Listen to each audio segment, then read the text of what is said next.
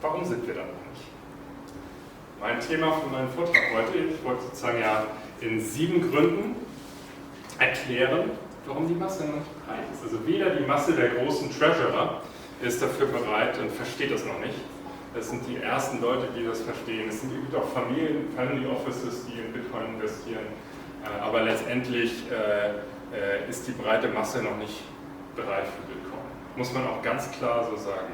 Und wir sitzen hier, 25 Leute in einer Stadt wie Hamburg, irgendwie für so ein Thema zu begeistern, ist glaube ich, auch irgendwie, auch wenn die Umstände besonders sind, auch sehr, sehr bezeichnend. Und ich möchte mal 7 Gründe zeigen, warum das wohl so ist, warum das aber eigentlich auch die große Stärke von Bitcoin ist. Diese Gründe, warum momentan Bitcoin noch nicht so stark ist, das sind letztendlich aber auch die wahren Gründe, warum es wirklich erfolgreich und wichtig ist. Der erste Grund. Man sagt immer so, na, Bitcoin ist doch total elektronisch, leicht vergänglich, stimmt ja auch, man kann sie leicht verlieren, die Bitcoins, sollte muss man eben darauf aufpassen. Und letztendlich ist es aber die große Stärke. Wie ich es vorhin gesagt hatte, wenn man einen privaten Schlüssel, der ist so sicher, da ist nichts auf der Welt ist so sicher, wie wenn man seine eigene Bitcoin selbst konstruiert, weil das kann niemand erraten, das kann niemand knacken, es ist unknackbar, es haben seit 10 Jahren wer den Bitcoin-Code knacken möchte, irgendwie theoretisch, der würde ja letztendlich riesige Mengen Geld haben. Also alle Bitcoins der Welt sind heutzutage so 250 bis 300 Millionen Dollar wert. Das sind Milliarden, Entschuldigung. Ja. Eine riesige Summe, die da theoretisch als Treasury, also als Honeypot ist. Es ist bisher nicht gelungen, es wird auch nicht gelingen, Bitcoin zu knacken. Und es ist eben letztendlich mathematisch gesichert und letztendlich ewig unveränderlich. Der zweite Grund, hört man immer so, der Bitcoin verbraucht so viel Energie. Ich glaube, in den Medien, wenn man danach googelt, findet man sogar, dass Bitcoin so viel verbraucht wie die Stadt Hamburg aktuell. Oder auch einzelne Länder, also so in Luxemburg oder Belgien, so in dem Bereich ist sozusagen die Energie dieses Bitcoin-Netzwerkes. Das stimmt. Gleichzeitig muss man sagen, dass es ja auch eine unheimliche Sicherheit dahinter liegt. Und die Sicherheit kostet auch Energie. Wenn Zentralbanken ihre Goldschätze irgendwie bewachen müssen, also kostet das auch Energie. Oder wenn man Gold produzieren muss und Gold absichern muss, kostet es auch Energie. Und letztendlich wird hier die Energie, die in das Bitcoin-Netzwerk reingesetzt wird letztendlich dafür verwendet, ein zukünftiges Geldsystem abzusichern. Und deswegen ist es sinnvolle verwendete Energie. Zudem ist es häufig auch Energie aus regenerativen Quellen, also zum Beispiel Wasserkraft wird viel, selbst in China, man sagt ja, dass Bitcoin viel in China gemeint wird, selbst da ist es viel Wasserkraftenergie oder eben Island oder in den USA wird letztendlich die Abwärme von Gasfackeln irgendwie genutzt zum Bitcoin-Mining. Und damit wird letztendlich, es gibt Analysen dazu, dass sogar dadurch regenerative Energien gefördert werden durch dieses Bitcoin-Mining. Der dritte Grund, naja, Bitcoin ist doch irgendwas mit Darknet und das nutzen noch Kriminelle. Stimmt auch, genau, wie letztendlich auch Bargeld von Kriminellen benutzt wird oder auch andere Themen, auch irgendwie große Banken sind in Transaktionen, digitalen Transaktionen mit Bitcoin, mit Schwarzgeld bekannt.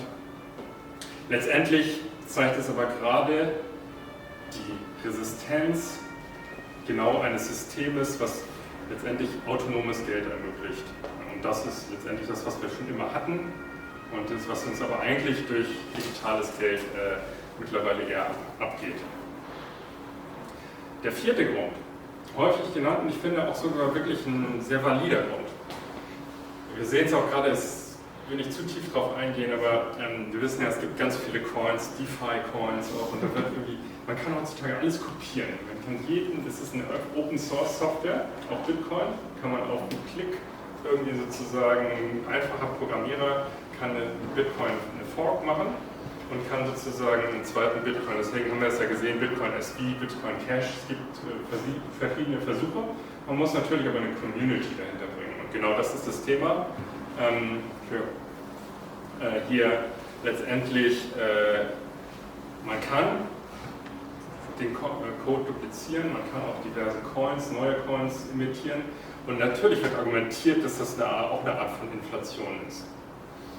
Letztendlich muss man aber bei Bitcoin sagen, diese ganzen, sie heißen ja auch nicht umsonst Shitcoins, also irgendwie unsinnige Duplikate, sind letztendlich eigentlich auch, muss man sagen, ein Feature, weil es lenkt Regulatoren ab davon, was der wahre Feind ist. Der Giacomo Succo hat das sehr schön auf einer Konferenz vor einem Jahr mal so gesagt, das ist so wie Abwehrraketen, so diese Leuchtkugeln, die man gegen Feuer irgendwie im Flugverkehr nutzt.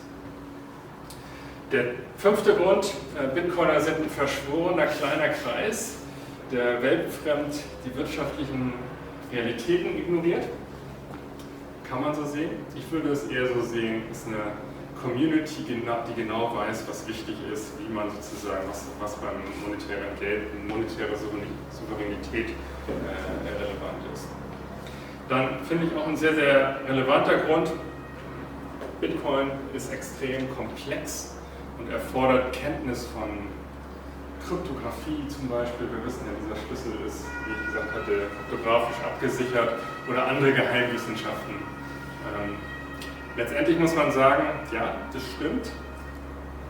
Man muss einen langen Weg zu Bitcoin gehen, bis man es verstanden hat. Auch ich bin diesen Weg gegangen. Das hat bei mir auch ungefähr 2 Jahre gedauert. Alles in allem muss man ehrlich gesagt sagen. Aber mindestens ein halbes Jahr muss man sich intensiv mit Bitcoin beschäftigen. Wenn man das allerdings dann verstanden hat, dann sieht man sozusagen auch klarer. Und wie gesagt, man kann Bitcoin mit einem schwarzen Loch vergleichen oder schlimmer. Der 7. Grund, und ja, das ist meine Branche, ich kenne das. Es gibt auch eine öffentliche Untersuchung, ungefähr 80% aller Medienberichterstattung über Bitcoin sind negativ. Unter anderem solche Gründe, wie hier genannt wurden. Bitcoin ist was für Kriminelle, Bitcoin verbraucht Energie. Immer wird irgendwie negativ über Bitcoin berichtet. Das ist sicherlich ein Grund, warum wenige Leute sich wirklich damit beschäftigen. Es gibt ständig Berichte, es gibt eine Webseite, 99 Bitcoins, Arbitraries, da wird irgendwie alle negativen Berichte aufgelistet und der letzte ist irgendwie auch so, Bitcoin wird dann langfristig, jetzt vor ein paar Tagen erschienen, Bitcoin wird langfristig wertlos. Tausendmal geschrieben, letztendlich sehen wir immer auch, wenn die Price Action kommt, dann springen auch die Medien auf und dann kann man sich noch vorstellen, was in 2017 für ein Peak war. Wir wissen in diesem Hype, der hier gelaufen ist, was in dem nächsten Hype 2021 passiert. Kann man sich nur vorstellen, was da ist. Und auch deswegen habe ich jetzt mal ein kleines Beispiel mitgebracht. Ich hatte so ein Video entdeckt, es war nicht mal YouTube, sondern es war auf Netflix und es war eine Doku und die war aus 2014. Und da war dieser Chart und ich dachte irgendwie so, kommt einem irgendwie bekannt vor. Aber wenn man mal wirklich genau drauf guckt, hier habe ich es nochmal aufgezeigt, das waren 1.000 Euro. Und Jeff, ich glaube, ich jetzt länger in dem Bereich Zeit drin. Weißt du, wann das war? 1.000 Euro. 1.000 Euro? 2013? Ja, Ende 2012. Anfang 2013 war Bitcoin schon mal auf 1.000 Euro und ist runtergegangen auf 180 oder 200 Dollar, Entschuldigung. Und das, was wir sehen ist, wir sind beim letzten Event in München sehr stark darauf eingegangen, durch das Halving letztendlich immer wieder diese Zyklen im 4-Jahres-Zyklus, die eine neue Epoche einbringen, wo sich die Rewards für die Miner halbieren.